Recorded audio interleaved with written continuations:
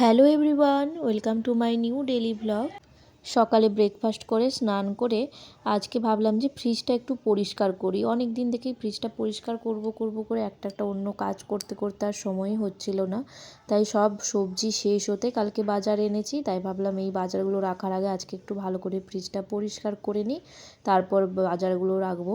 ফ্রিজটা পরিষ্কার করে এখন একটু শুকনো হয়ে গেছে। এবার সবজিগুলো এক এক করে ভালো করে রেখে রান্না বসাবো।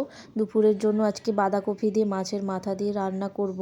একটু বেশি করেই করে নেব যাতে রাতেও হয়ে যায়, ও খেতে ভালোবাসে।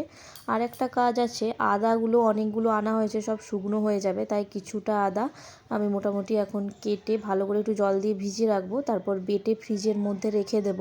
বেশ কিছুদিন হয়ে যাবে। রসুনটা গন্ধ উঠে যায় বলে তাই ওটা রাখি না, আদাটা বেটে রাখলে একটা কাজ এগিয়ে থাকে, রান্না করতে সুবিধে হয়। রান্নাও হয়ে গেছে। আজকের ভিডিওটা এটুকুই। ভিডিওটা ভালো লাগলে একটা লাইক করে দেবেন।